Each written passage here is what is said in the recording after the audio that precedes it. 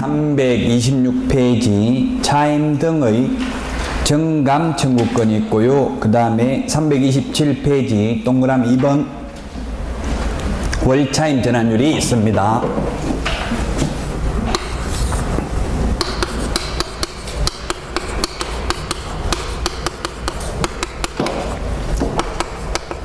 차임 등의 정감 청구권이 있고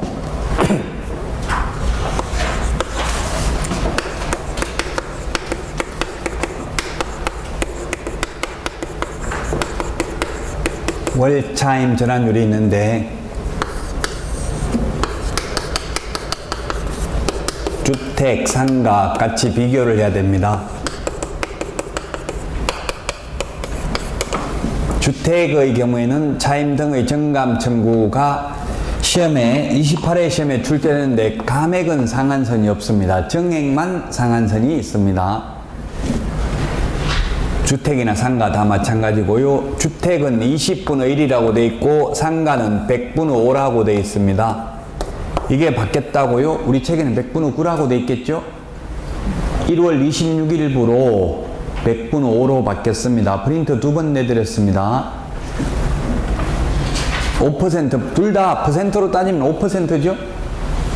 법조문에는 이렇게 표현하고 있지만 둘 다 5%만 올릴 수 있다. 퍼센트로 따지면 1억이면 500만원 올릴 수 있다고요? 자, 그러면 계약기간을 2년 계약기간을 처음에 2년 계약 체결했는데 애초에 1년밖에 안 지났는데 주변 시세가 많이 올랐다고 500만원 올려달라 할 수 있어요? 없어요? 할 수 있습니다. 이게 계약기간 중에 올리는 것만 이게 적용돼요. 2년 계약기간 끝나고 올리는 건 얼마든지 많이 올려도 됩니다. 근데 현실적으로는 보통 2년 계약했으면 1년 지났다고 올려달라는 사람 거의 없죠. 현실은 그냥 2년 지나서 왕창 올리기는 해요. 그러나 이론적으로는 1년만 지나면 올릴 수 있습니다. 5%씩. 상가도 마찬가지 5년 동안 계약갱신 요구하면 1년, 2년, 3년, 4년, 5년 1년 지날 때마다 5% 1억이면 1년 지나면 1억 500 또 1년 지나면 1억 500에서 5% 이렇게 계속 올려달라 할 수 있다. 상가 부분이 올해 개정됐다고요. 올해 1월 26일 날 개정됐고요. 그전에는 우리 책에는 그래서 9%라고 돼 있을 거예요. 100분의 9. 바뀐 거 이거 시험에 반드시 나오겠죠. 민법이나 우리 중개 실무에. 월차임 전환율은 주택의 경우 1할 또는 기준금리 더하기 3.5% 중에서 낮은 비율을 초과할 수 없고요. 상가는 1할 2푼 또는 기준금리 곱하기 4.5배 중에서 낮은 비율을 초과할 수 없습니다. 1할 2푼은 12%입니다. 1할은 10%고요.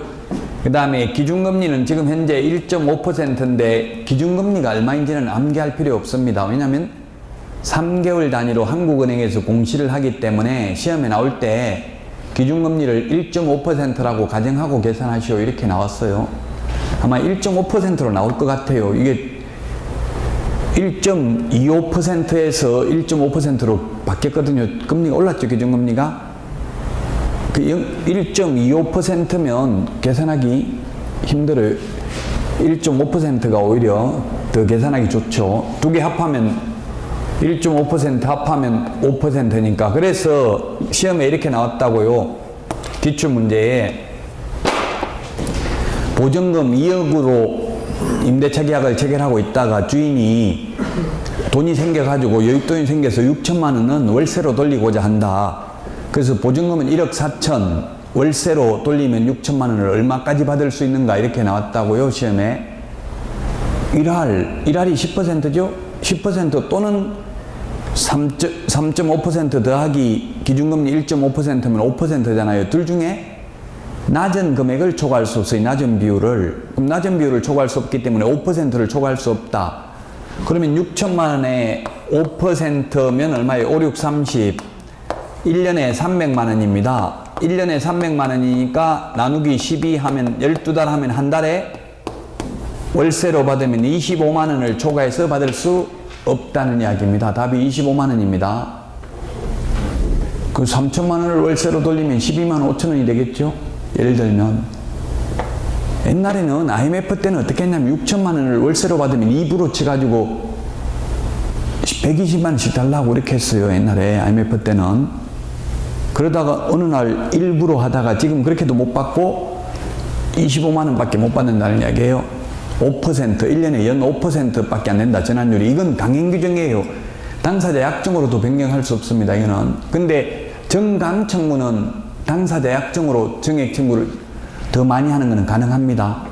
정액 청구는 당사자 약속이 있으면 많이 받을 수 있지만 월차임 전환율은 강행 규정이다.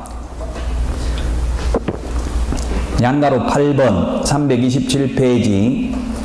편면적 강행 규정이기 때문에 임차인에게 불리한 것은 무효이다. 즉 주택의 경우 2년 계약, 임차인이 1년 계약 체결했으면 임차인은 1년의 유효함을 주장할 수 있고 임대인은 주장할 수 없다는 이야기입니다. 양가로 9번 임차권의 승계입니다. 사실혼 관계에 있는 자, 사실혼이 보호받는 것은 우리 시험에 나오는 것 중에서는 주택임대차 보호법밖에 없습니다. 상가도 보호받지 못합니다.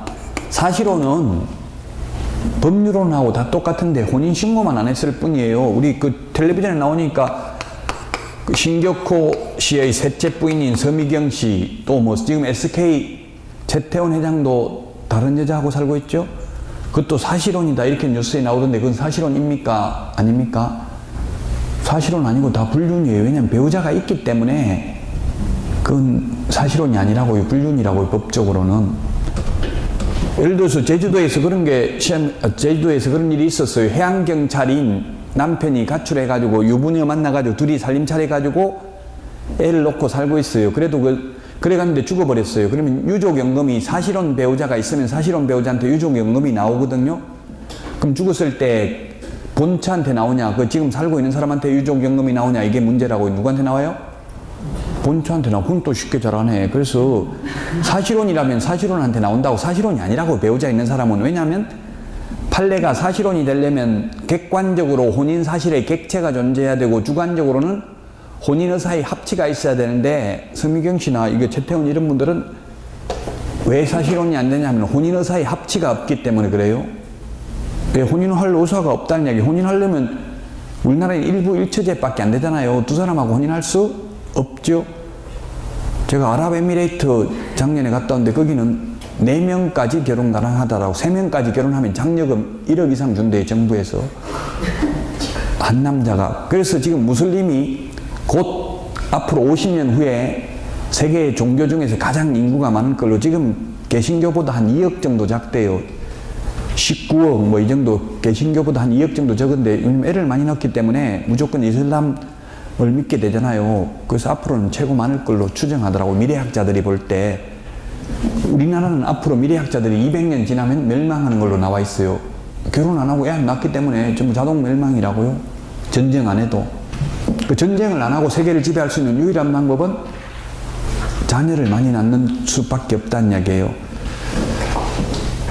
그래서 우리나라에서는 사실혼은 배우자가 있는 사람은 사실혼이 될 수 없습니다. 절대. 그 사실혼이 사실상 똑같고요. 법률혼하고 결혼해가지고 아직 혼인신고 안 한 상태에서 있는 신혼부부 이런 게 사실혼입니다. 사실혼은 혼인신고만 안 했을 뿐이에요.